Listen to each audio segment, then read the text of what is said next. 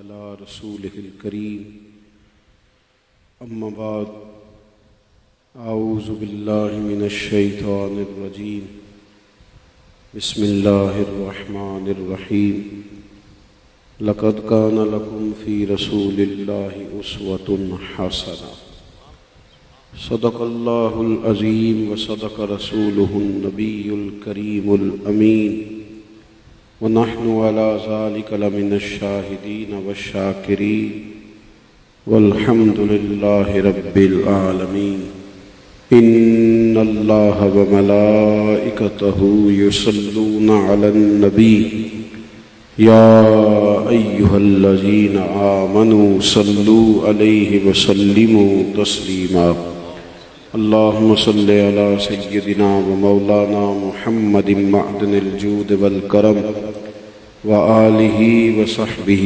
وبارك وسلم.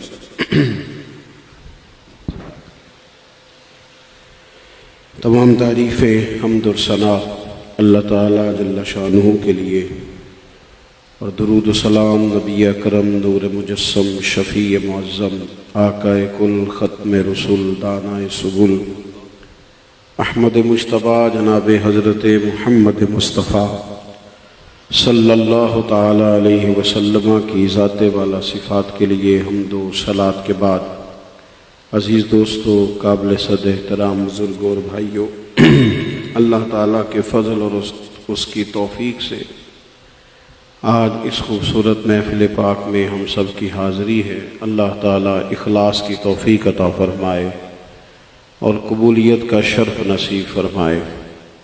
دوستو، انسان اپنی طبیعت اور اپنے مزاج کے لحاظ سے ہمیشہ کچھ لوگوں سے متاثر ہوتا ہے، اور بعض اوقات اتنا زیادہ متاثر ہوتا ہے کہ جس شخص سے وہ اثر قبول کرتا ہے اس کے طریقوں کو اپنانا شروع کر دیتا ہے۔ عام انسانوں سے جب لوگ متاثر ہوتے ہیں پھر ان کے پیچھے چلتے ہیں۔ بعض اوقات ایسے بھی ہوتا ہے کہ کسی ایک خاص مقام پر جا کر وہ کئی دفعہ مایوس اور پریشان بھی ہوتے ہیں، کیونکہ انسانوں میں بہرحال کمزوریاں باقی رہتی ہیں، تو وہ زیادہ قربت کی وجہ سے بعض اوقات بعض جگہوں پر وہ کمزوریاں سامنے آ جاتی ہیں، تو انسان بعض چیزوں میں کمزور بھی پڑتا ہے۔ اللہ تبارک و تعالیٰ نے چونکہ انسان کو پیدا فرمایا ہے تو انسان کے مزاج کی یہ والی ضرورت کہ اس نے کسی سے متاثر ہونا ہے، کسی کے پیچھے چلنا ہے۔ ہمارے ہاں سبھی لوگ کسی نہ کسی سے متاثر ہوتے ہیں، کسی نہ کسی کو فالو کرتے ہیں، کسی نہ کسی سے چیزیں لیتے ہیں، کچھ بہرحال بتا دیتے ہیں اور کچھ اعلانیہ بتانے کی جرت نہیں رکھتے۔ ہوتا یہ ہے کہ ہم ضرور کسی نہ کسی کی پیروی کر رہے ہوتے ہیں۔ اللہ تبارک و تعالیٰ نے ہماری اس مشکل کو آسان کیا اور ہمیں یہ کہا کہ میں نہ تمہیں ایک کامل نمونہ دیتا ہوں، کامل۔ لقد کان لکم فی رسول اللہ اسوۃ حسنہ، فرمایا تمہارے لیے اللہ کے رسول کی زندگی میں بہترین نمونہ ہے، بہترین۔ جب ہم یہ کہتے ہیں نا کہ نبی کریم علیہ السلام کی زندگی کامل بھی ہے، اکمل بھی ہے، مکمل بھی ہے، حضور کی سیرت پاک میں سارا کچھ پایا جاتا ہے۔ جب یہ جملہ بولا جاتا ہے تو یہ ایک بہت بڑی بات کی جاتی ہے کہ دین مکمل ہے، ایک بہت بڑی بات ہے، کیونکہ ہمارے ہاں کچھ باتیں روز ہوتی ہیں تو پھر ان کا وہ وزن ہم نہیں کر پاتے روز جو سنتے ہیں۔ دین مکمل ہے، یہ ایک بہت بڑی بات ہے، اس لیے کہ دنیا میں کوئی شے مکمل نہیں، ہر چیز کسی نہ کسی جگہ کوئی نہ کوئی کمی رکھتی ہے۔ یہ واحد چیز ہے رسول اللہ صلی اللہ علیہ وسلم کا لایا ہوا دین اور حضور کی سیرت، جو بالکل مکمل ہے، جس میں آپ کو سادہ طرز زندگی کے طور طریقے بھی ملتے ہیں اور آپ کو ایک اسٹیٹ کے سربراہ کی طرز حیات بھی ملتا ہے، جس میں آپ کو نبی کریم علیہ السلام کا معاف کرنا بھی ملتا ہے، اور زرہ پہن کر تلوار لے کر گھوڑے پر چڑھ کر جہاد کے لیے اعلانیہ نکلنا بھی حضور کی سیرت مبارکہ میں ملتا ہے۔ ساری چیزیں بیک وقت۔ ہم لوگ بعض چیزوں میں کمزور پڑ جاتے ہیں، وقتی طور پر بعض چیزوں کا ہمارے اندر شوق زیادہ ہوتا ہے، کچھ عرصے کے بعد کچھ چیزیں ہمیں کمزور کرنے لگتی ہیں، تھکنے لگتے ہیں، آزمائش میں آنے لگتے ہیں۔ بلکہ بعض لوگ ایسے ہیں جو ایک کام بڑے شوق سے شروع کرتے ہیں، لیکن تھوڑے ہی عرصے کے بعد وہ جو ان کا شوق ہوتا ہے وہ بھی کمزور پڑ جاتا ہے۔ یہ آیہ کریمہ جو ہے لَقَدْ كَانَ لَكُمْ فِي رَسُولِ اللَّهِ أُسْوَةٌ حَسَنَةٌ، یہ ویسے تو عام ہے، حضور علیہ السلام کی یہ مقدس زندگی سے کوئی شخص بھی نمونہ لینا چاہے تو عام ہے بالکل یہ آیہ کریمہ، لیکن نازل یہ خاص موقع پر ہوئی تھی۔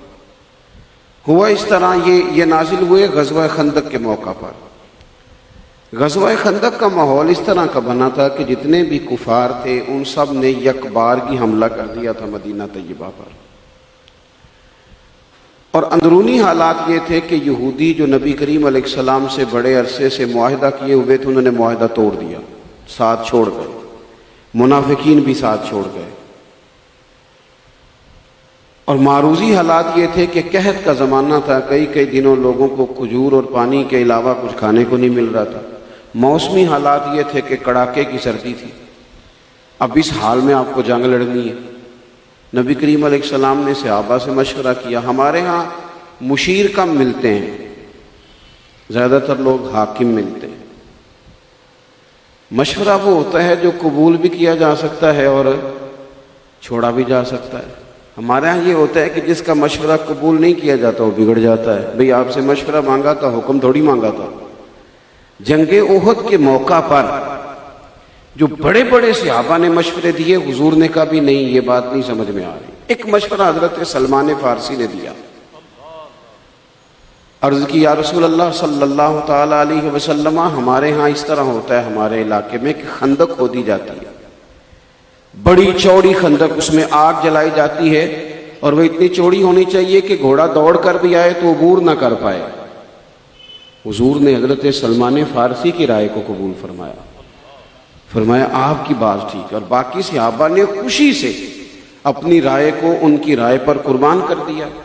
اب خندق کھودی جا رہی ہے تو کیا صرف کارکن ہی کام کریں گے، باقی کوئی نہیں کرے گا؟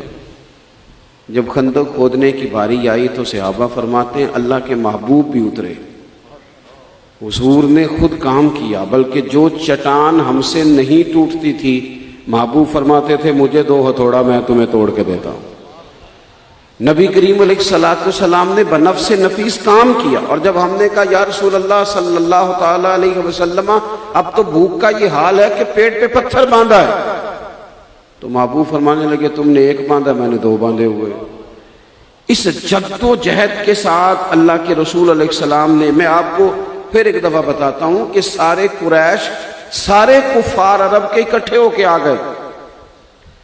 منافقین جو جھوٹ موٹ ساتھ چلتے تھے آج وہ بھی چھوڑ گئے، یہودیوں سے معاہدہ تھا وہ چھوڑ گئے، معاشی حالات سخت ہو گئے، اس پر یہ کہ سردی بڑی سخت آ گئی، ان سب حالات میں مقابلہ کرنا ہے۔ کتنے دن رہے جی وہ کفار، وہ محاصرہ کیا انہوں نے، آ کے خیمے لگا لیے خندق کی اس جانب۔ کتنے دن رہے؟ ایک دن، دو دن، چار دن، ایک مہینہ، پورا مہینہ انہوں نے مدینہ منورہ کا محاصرہ کیا۔ اللہ کے رسول علیہ السلام ڈٹ کر کھڑے ہوئے، حضور نے مقابلہ کیا، صحابہ کرام علیہم رضوان کا جذبہ بڑھایا، شوق میں اضافہ کیا۔ ایک مہینے کے بعد وہ جو بڑے آئے تھے زور شور سے، وہ ایک دوسرے پر الزام لگانے لگے، تو غدار ہے، وہ کہتا نہیں تو غدار ہے، وہ کہتا تو نے شرارت کی تھی، ہمیں آنے کو کہا تھا، وہ کہنے لگا تو نے شرارت کی تھی۔ ایک مہینے کے بعد خود ہی خیمے اکھاڑ کر خائب و خاسر ہو کے چلے گئے۔ اتنے سخت حالات میں اللہ تعالیٰ نے مسلمانوں کو فتح دی۔ یہ جو جلدی لوگ سہم جاتے ہیں، ڈر جاتے ہیں، پریشان ہو جاتے ہیں، کمزور پڑ جاتے ہیں اور بڑی جلدی مایوسی کی گفتگو شروع کر دیتے ہیں، رب کریم نے انہیں سمجھایا اور کہا لَقَدْ كَانَ لَكُمْ فِي رَسُولِ اللَّهِ أُسْوَةٌ حَسَنَةٌ، یہ دیکھو میرے محبوب کا طریقہ، ان رستوں پر چلو، یہ تمہارے لیے بہترین نمونہ ہے، بہترین طرز زندگی۔ نبی کریم صلی اللہ تعالی علیہ وسلم کے ساتھ امت وابستہ ہو جائے، حضور سے قربت اختیار کرے، نبی کریم علیہ السلام سے جینا سیکھے۔ میں اکثر کہا کرتا ہوں، اگر ہمارا محبوب کریم سے اس طرح کا پیار ہو جائے نا کہ ہر بات حضور کی ہمارے لیے جان سے زیادہ عزیز ہو جائے، جس طرح ہم نبی پاک علیہ السلام سے والہانہ پیار کرتے ہیں، اس طرح جذبہ بات ماننے کا بھی والہانہ ہو جائے، عمل کرنے کا بھی والہانہ ہو جائے، تو صرف جینا ہی مزیدار نہیں ہوتا، پھر مرنا بھی مزیدار ہو جاتا ہے۔ پھر انسان محسوس کرتا ہے کہ زندگی کسی کام لگ گئی، سانسوں نے ان کی کوئی قیمت لگ گئی، کوئی انسان کام کا، لیکن شرط یہ ہے کہ وہ انداز والہانہ ہو۔ ہمارے ہاں یہ مصیبت ہوتی ہے کہ ہر چیز بحثوں میں چلی جاتی ہے۔ دین کا معاملہ بھی کچھ اس طرح کا ہے کہ لوگ اب تو بڑی بڑی لمبی تقریریں، بڑے بڑے لمبے مقالہ جات، اور جناب بہت لمبی لمبی مجالس، اور ایک عنوان پر درجنوں اور بیسیوں اور سینکڑوں دلائل۔ تو میں کہتا ہوں دین تو واضح ہے، یہ تو واضح ہے، حلال حرام کے مسائل واضح ہیں اور روشن ہو چکی ساری چیزیں۔ آپ ضرور تقاریر کریں، ضرور سنیں، ضرور مقالہ جات لکھیں، پر دین صرف پڑھنے پڑھانے لکھنے لکھانے کا نام تو نہیں نا، دین تو عمل کرنے کے لیے آیا۔ جو بات ہم تک آتی ہے ہم اپنے آپ کو جوڑیں نبی کریم کے ساتھ۔ اب بحث شروع ہو جاتی ہے، یہ میلاد شریف کا موقع آتا ہے، بحث شروع ہو جاتی ہے اور لمبی بحث ہوتی ہے۔ وہ خدا کے بندو، میلاد شریف میں کون سی ایسی چیز ہے؟ یہ بھی یہاں میلاد شریف ہو رہا ہے، پہلے قرآن پاک کی تلاوت ہوئی، اس کے بعد نعت شریف ہوئی، اس کے بعد تقریر ہوگی، دعا ہوگی، سلام ہوگا، لنگر شریف ہوگا۔ ان میں سے کوئی ایک چیز بتا دی جائے کہ بھئی یہ جائز نہیں ہے، یہ نہیں کرنی چاہیے، وہ چھوڑ دیتے۔ کیا تلاوت کرنے سے منع کیا جائے گا؟ نعت پڑھنے سے منع کیا جائے گا؟ تقریر سے منع کیا جائے گا؟ کیا دعا اور سلام سے منع کیا جائے گا؟ اور جہاں تک کھانا کھلانے کی بات ہے تو اللہ کے رسول علیہ السلام نے فرمایا بہترین مسلمان ہی وہ ہے جو سلام زیادہ لے اور کھانے کی دعوت زیادہ کرے۔ تو عزیز بھائی، بلا وجہ کا الجھاؤ، بلا وجہ کا، اور اگر کوئی شخص کہے کہ جناب ہمیں بالکل آپ بین ہی وہ لفظ نکال کے دیں، جملے، کیا اس طرح کر کے بالکل مروج کام صحابہ نے کیا تھا، تو میرے عزیز یاد رکھنا، یہ میرا اور آپ کا دور تو بڑا تیز زمانہ ہے، اس میں گفتگو کے لحاظ سے، سیاست کے لحاظ سے لوگ بڑی تیز نظر رکھتے ہیں، اور ہر آدمی چھوٹے سے لے کے بڑا تک کچھ نہ کچھ معاملہ فہمی جانتا ہے، اپنے حساب سے اپنی سیاست اللہ ماشاءاللہ سب نے سیٹ کی ہوتی ہے۔ دوستو یاد رکھنا، جب محبت ہوتی ہے نا، محبت تو وہ اظہار کے طریقے خود بنا لیتی ہے۔ وہ ضروری نہیں ہوتا کہ اب وہ آپ نے محبت کا اظہار کرنا ہے تو آپ کہیں گے پہلے میں ذرا پی ایچ ڈی کر لوں، مقالہ مکمل ہو جائے، اس کے بعد اظہار محبت کروں گا، پورا پتہ چل جائے کہ اظہار محبت کیسے کرنا ہے۔ آپ دیکھیے نا، کسی صحابی سے نبی کریم علیہ السلام نے یہ فرمایا تھا کہ اگر میں کلی کروں تو جو پانی میرے منہ سے نکلے وہ چہرے پہ مل لینا۔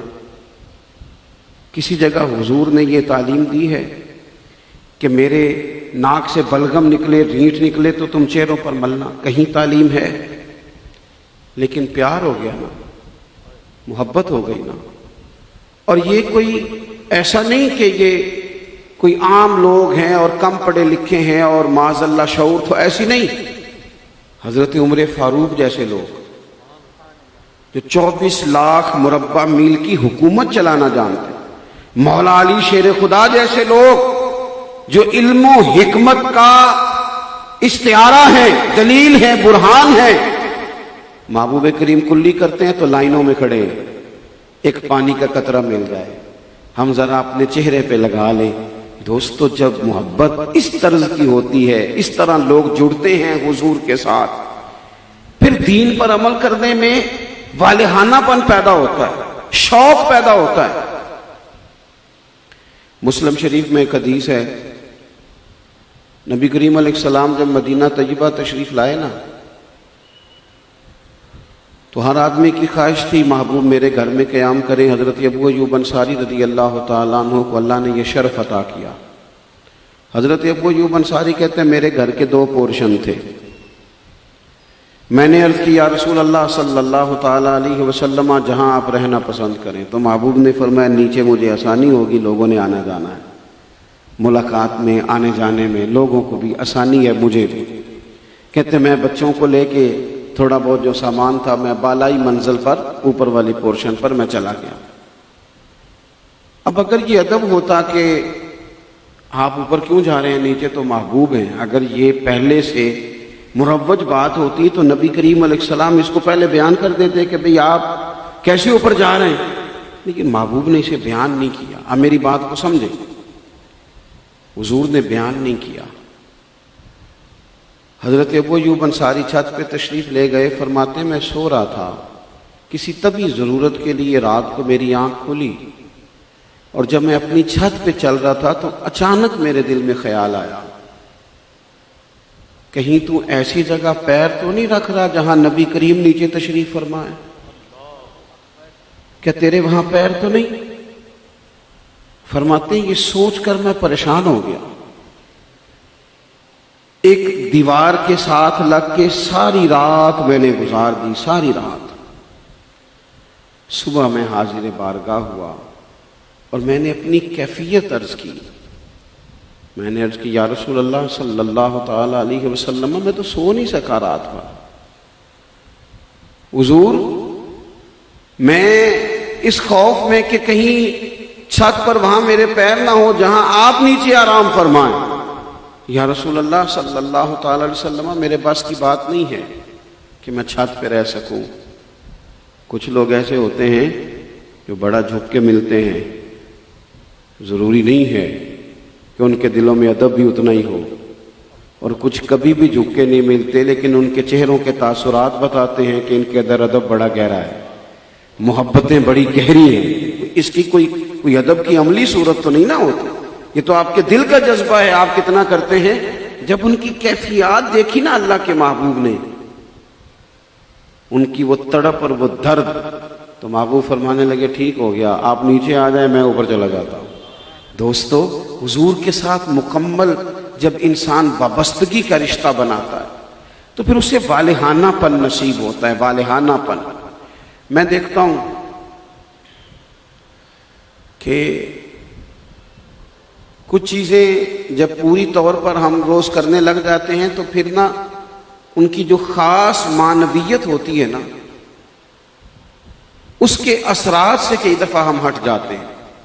جیسے یہ محافل کا ایک ماحول ہے، اس میں ظاہر ہے اب زمانے سے یہ کام ہو رہا ہے تو کچھ چیزیں ایسی بعض اوقات محسوس ہوتی ہیں کہ جو جیسے بالکل طے شدہ ہیں۔ یعنی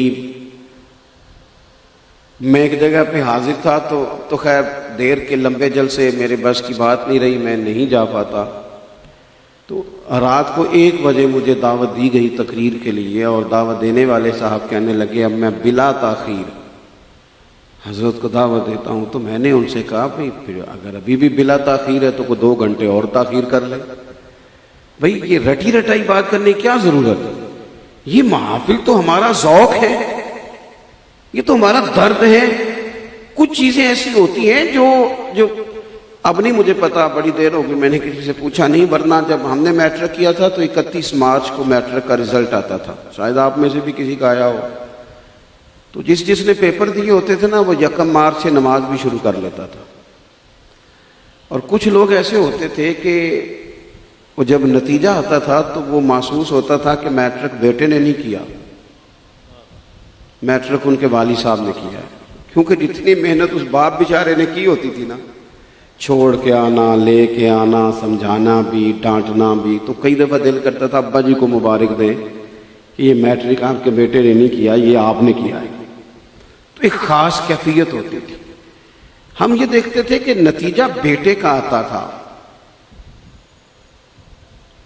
اور باپ کی کیفیت یہ ہوتی تھی کہ جو رشتہ دار ناراض بھی ہوتا تھا نا، جس کا پتہ تھا کہ اس نے شاید پورے طور پہ خوش نہیں بھی ہونا، بیٹے کا والد اسے بھی فون کر دیتا تھا، اور فون کرنے کہتا تمہیں مبارک ہو تمہارا بھتیجا پاس ہو گیا، چلے وہ بھی کہہ دیتا تھا خیر مبارک اور آپ کو بھی مبارک ہو، لیکن خوشی ایسی ہوتی تھی جو سنبھالی نہیں جاتی تھی۔ میں نے ایک جگہ میں کہیں سفر پہ تھا تو میں نے تراویح پڑھی،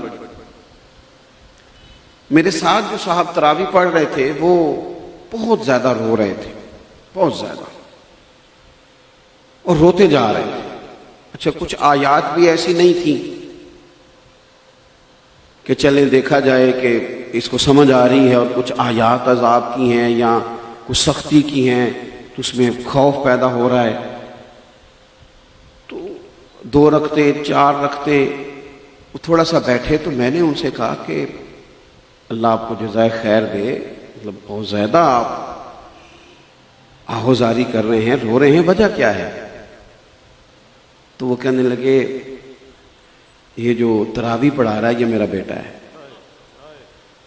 پہلی دفعہ قرآن پاک سنا رہا ہے، اور میرے دل میں برسوں سے خواہش تھی کہ میرا بیٹا قرآن پاک سنائے گا کبھی۔ تو آج اندازہ میرے سے سنبھالا نہیں جا رہا، مجھے سمجھ نہیں آ رہی کہ میں کیا، میری بات آپ سمجھیں، کچھ چیزیں ایسی ہوتی ہیں جو والہانہ پن ہوتی ہیں جس میں انسان اپنے مطلب وہ چیزیں اس کے کنٹرول سے باہر ہو جاتی ہیں، نہ سمجھ آئے۔ تو حضرت انس بن مالک رضی اللہ تعالیٰ عنہ فرماتے ہیں ہمیں وہ دن بھولتا ہی نہیں جس دن اللہ کے رسول مکہ مکرمہ سے ہجرت کر کے مدینہ طیبہ آئے تھے۔ فرماتے ہیں عورتیں چھتوں پہ، مرد حضور کی اونٹنی کے کبھی آگے کبھی پیچھے، کبھی دائیں کبھی بائیں۔ مدینہ طیبہ میں اس طرح کا سما کبھی دیکھا ہی نہیں۔ بنو نجار ایک بڑا قبیلہ تھا،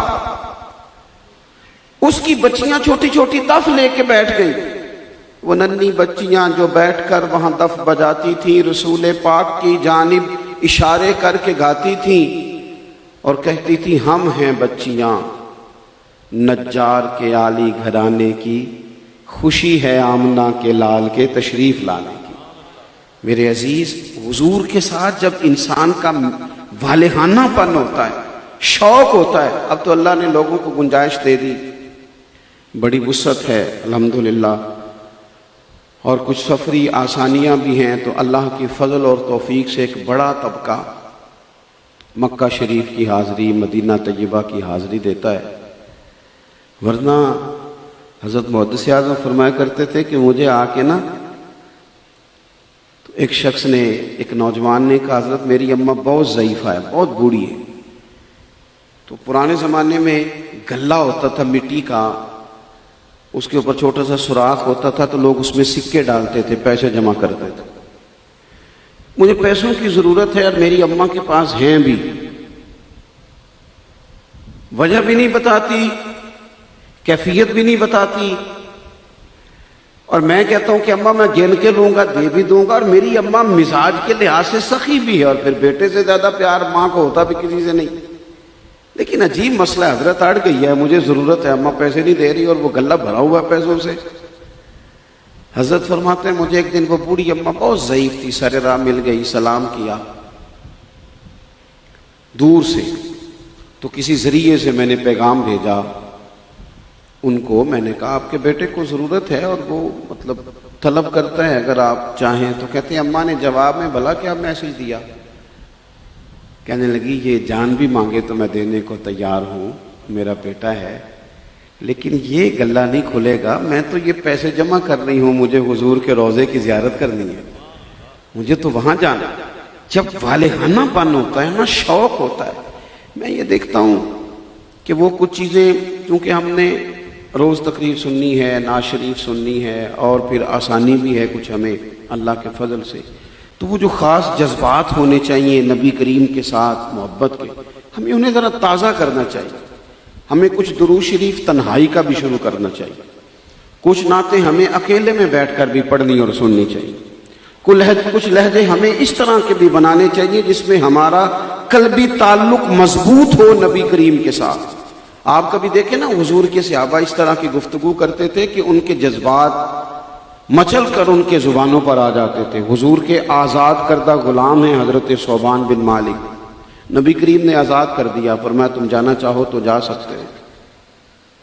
لیکن انہوں نے عرض کی حضور میں نے کہاں جانا، تیرے قدموں میں جو ہیں غیر کا منہ کیا دیکھے، حضور کہاں جانا، غلام غلام۔ پھر دیکھیں میں کیا کہہ رہا ہوں، یہاں اللہ خیر کرے کبھی آ جائے نا سربراہ کمپنی کا تو ملازمین کہتے ہیں یا اللہ یہ کبھی جلدی چلا جائے نا واپس، اللہ ماشاءاللہ اس طرح کا ماحول ہے، سب جگہ تو نہیں لیکن کافی جگہوں پر، چونکہ وہ غصہ کسی اور کا ہوتا ہے نکل بیچارے ملازم پہ جاتا ہے۔ حالانکہ ابو داؤد شریف میں حدیث ہے، حضرت ام سلمہ رضی اللہ تعالیٰ عنہ فرماتی ہیں میں نے حضور کے وقت وصال میں جو محبوب سے آخری بات سنی تھی نا، ام المومنین فرماتی ہیں آخری بات، اور محبوب اسے بار بار فرما رہے تھے، اور پھر اللہ تعالیٰ کا حکم آیا، وہ آخری بات وصال ظاہری کے وقت جو میں نے سنی وہ یہ تھی کہ محبوب نے فرمایا تھا کہ نماز کا خیال رکھنا اور ایک اپنے غلاموں کا خیال رکھنا، ان پر نرمی کرنا۔ جس چیز کا اتنی تاکید سے حکم ہے اس پر لوگ توجہ نہیں، نماز کے معاملے میں بھی سستی کرتے ہیں، بہانے کرتے ہیں، اور اپنے ملازمین کے حق میں بھی وہ خاص طبیعت میں بات پیدا نہیں کرتے جس کا نبی کریم علیہ السلام نے حکم ارشاد فرمایا۔ باتیں زیادہ نہیں کرنی، بس میں سمیٹنے لگا ہوں تھوڑی دیر میں۔ اب ملازم خادم غلام جسے ڈیوٹی کرنا پڑتی ہے ظاہر ہے اس کا انداز اور ہوتا ہے۔ حضرت ثوبان بن مالک رضی اللہ تعالیٰ عنہ حضور کے غلام ہیں، لیکن ایک دن محبوب نے دیکھا کہ مسجد میں بیٹھ کے رو رہے ہیں، تو نبی کریم علیہ السلام نے کہا کیوں روتے ہو؟ عرض کی یا رسول اللہ صلی اللہ تعالیٰ علیہ وسلم ایک بات نے آج سخت پریشان کر دیا۔ حضور نے فرمایا وہ کیا؟ عرض کی حضور میری کیفیت اس طرح کی ہو گئی ہے کہ میرا دل نہیں لگتا آپ کے بغیر، آپ کے بغیر میرا دل ہے۔ میں جانتا ہوں ان لوگوں کو جو کبھی نہیں روئے، زندگی میں کبھی نہیں روئے، لیکن بیٹے کو بخار چڑھ گیا ہے اور اسے کامتے دیکھا ہے تو رو پڑے۔ کبھی نہیں روئے زندگی میں، لیکن سسرال میں بیٹی کو فون کیا ہے اور بس وہ ذرا بھرائی سی آواز میں بولی ہے تو رات بھر نیند نہیں آئی۔ یہ قلبی وابستگیاں ہوتی ہیں نا، یعنی بڑی محنت جد و جہد کر کے ایک آدمی بڑی کوششوں کے بعد ملک سے باہر گیا ہے اور اس نے کاروبار سجایا ہے بچوں کے لیے، بچوں سے بات، دلیر آدمی ہے، زندگی میں بڑے بڑے طوفانوں کا مقابلہ کیا، لیکن بچوں سے اداس ہوتا ہے، ان کے لیے آنسو بہاتا ہے۔ یہ وابستگیاں ہمیں غور کرنا ہے کہ سب سے زیادہ حضور کے ساتھ ہونی چاہیے۔ حضرت ثوبان بن مالک اپنی اسی قلبی وابستگی کا اظہار کرتے ہیں، عرض کرتے ہیں یا رسول اللہ صلی اللہ تعالی علیہ وسلم میرا دل نہیں لگتا آپ کے بغیر، اور میں گھر میں ہوتا ہوں تو میں بے چین ہو جاتا ہوں، پھر آ کے آپ کی زیارت کرتا ہوں۔ حضور آج ایک خیال نے پریشان کیا ہے کہ جنت میں تو آپ انبیاء کے ساتھ ہوں گے، جنت میں، یہ پھر غور کریں بات، جنت میں جہاں من چاہی چیزیں ملے گی، فرمایا آپ تو ہوں گے انبیاء کے درجے میں، تو ہمیں آپ کے قدموں کی برکت جنت تو ملے گی، لیکن اگر آپ کی زیارت نہ ہوئی تو۔ یہ دیکھیں کہاں بیٹھ کے کیا باتیں سوچ رہے ہیں اور رو رو کے عرض کر رہے ہیں۔ وہیں کھڑے تھے کہ اللہ کا قرآن آ گیا، کہا محبوب ان سے کہہ دو جو رب رسول کی اطاعت کریں گے نا، انعم اللہ علیہم من النبیین والصدیقین والشہداء والصالحین، یہ وہ انعام یافتہ لوگوں کے ساتھ رکھے جائیں گے جہاں نبی ہوں گے، صدیق ہوں گے، شہداء ہوں گے اور صالحین ہوں گے۔ انہیں جنت میں بھی آپ کا قرب دیا جائے گا۔ اپنے دل کی وابستگی، اپنے مزاج کو جوڑا جائے اور اسی والہانہ انداز میں پھر نبی کریم کی بات کو بھی سمجھا جائے اور سب سے زیادہ اہمیت دی جائے۔ صحابہ کا یہ مزاج تھا کہ وہ جس طرح پیار والہانہ کرتے تھے، بات بھی والہانہ مانتے تھے۔ ہمارے ہاں یہ ہوتا ہے کہ محبت والہانہ کا دعویٰ ہوتا ہے اور بات ماننے کا کہیں نہ، بہت سارے لوگوں سے کہ آپ نماز نہیں پڑھتے تو کہتے حضرت دعا کریں، بھئی باقی کسی کام کے لیے دعا نہیں کرا رہے آپ۔ کبھی ایسا ہوا ہے کہ بینک میں تنخواہ آ گئی ہو اور کسی نے دعا کرائی ہو کہ لینے جانے کو دل نہیں کر رہا؟ نہیں کراتے۔ کبھی نہیں کسی نے کرائی کہ فلاں جگہ سے مجھے آفر تو ہوئی ہے پر میری طبیعت نہیں مان دعا کر دو. نماز کے معاملے میں آپ دعا کرا رہے ہیں. وہ والہانہ پن ظاہر کریں. دیکھیں ہر آدمی کو پتہ ہے نا سود حرام ہے، تو پھر اس پر گنجائش کیا ہے کلام کرنے کی، دوسری رائے لینے کا معنی کیا؟ ہر شخص کو پتہ ہے نا یہ جو حلال حرام کے مسائل ہوتے ہیں یہ اللہ تعالیٰ نے انسان کی طبیعت میں رکھ دیے، پیدائشی طور پر ہی انسان کو سمجھ ہوتی ہے، بالکل انگوٹھا چھاپ آدمی بھی جانتا ہے یہ میرے لیے جائز ہے، یہ میرے لیے ناجائز ہے. تو اس میں پھر اتنے دلائل کی کیا ضرورت ہے؟ جب سرکار کا فرمان آ گیا. بات ختم کرنے لگا ہوں. جمعے کا خطبہ دے رہے تھے نبی کریم علیہ السلام، کچھ لوگ کھڑے ہو گئے تو محبوب نے فرمایا بیٹھ جاؤ، مطلق کہا.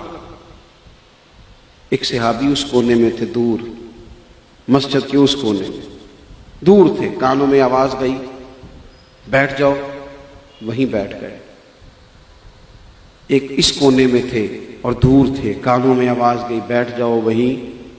ایک تیسری جگہ پہ تھے وہ بنو غنم میں، کان میں آواز گئی وہیں بیٹھ گئے. نبی کریم علیہ السلام نے تکمیل جمعہ پر فرمایا آپ کہاں تھے؟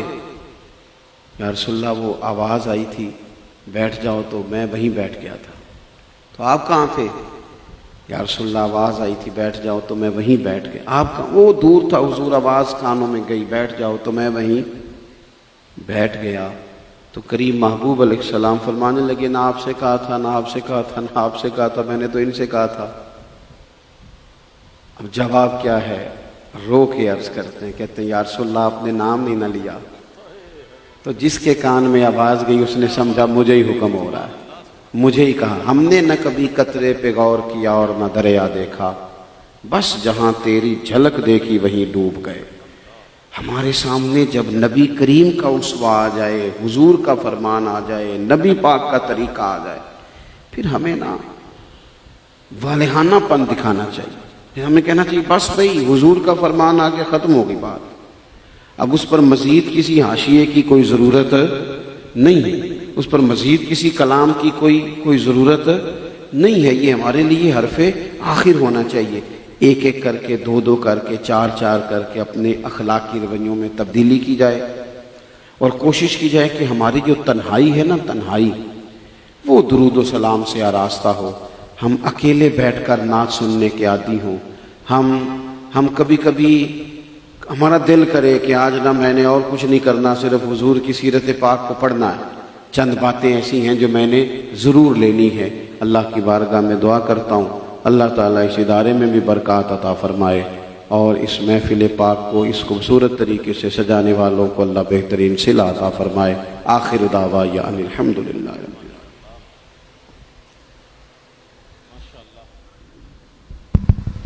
ماشاءاللہ، بہت ہی خوبصورت اور ایسا دلنشیں لب و لہجہ کہ یہ ہمارے، یہ سمجھ لیجئے کہ یادگار اسلاف میں سے ہیں حضرت. اور یادگار اسلاف میں اس لیے کہوں گا کہ ہمارے علماء نے، اکابر علماء نے جب نصیحت فرمائی تو اسی